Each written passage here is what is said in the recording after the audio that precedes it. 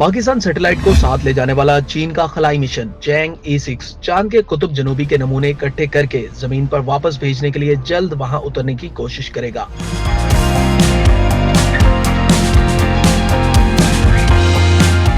इस वक्त ये मिशन चांद के मदार में मौजूद है और जून के शुरू में वो चांद के तारीक हिस्से पर लैंडिंग की कोशिश करेगा। ख्याल रहे कि चांद के इस हिस्से को तारीक इसलिए नहीं कहा जाता कि वहाँ रोशनी नहीं है, बल्कि इसके बारे में तफसीलात ना होने की वजह से इसे तारीक या खुफिया कहा जाता है। ये मिशन चांद के कुतुब जनूबी के शमाल मशरकी खित्ते में लैंड करेगा। इस वक्त ये मिशन लैंडिंग के मुकाम पर मुनासिब रोशनी का इंतजार कर रहा है। चैंग E6 का स्पेस क्राफ्ट चांद के मदार में ही मौजूद रहेगा, जबकि इसका लैंडर चांद की सतह पर उतरेगा। लैंडिंग के 48 घंटों के बाद लैंडर चांद की सतह से चट्टानों और दीगर नमूनों को रोबोटिक हाथ के जरिए इकट्ठे करेगा।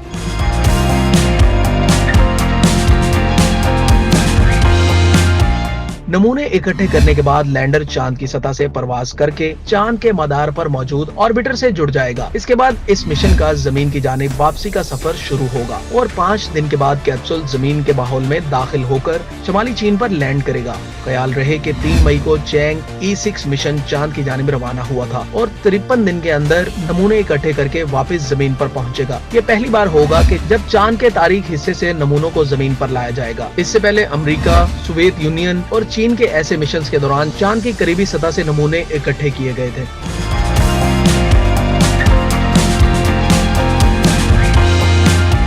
चैंग E6 मिशन 2 किलोग्राम के वजन के नमूने इकट्ठे करेगा और अगर ये मिशन कामयाब होता है तो ये बहुत बड़ी पेशरफ्त होगी। साइंसदानों को चांद के कुतुब जनूबी में बहुत ज्यादा दिलचस्पी है, क्योंकि वहाँ मौजूद बर्फानी खित्ते में तहकीकी मराकज तवील अरसे तक कायम रह सकते हैं। चैंग E6 के बाद चीन की जानिब से चैंग E7 रोबोटिक मिशन को चांद के कुतुब जनूबी में भेजा जाएगा। ये मिशन वहाँ बर्फ के आसार दरियाफ्त करेगा, जबकि खित्ते के माहौल और मौसम की जांच पड़ताल भी करेगा। चैंग E8 मिशन से चैंग E मिशन का इख्तिताम होगा, जो वहाँ मुमकिना तौर पर रिसर्च स्टेशन के कयाम के लिए भेजा जाएगा।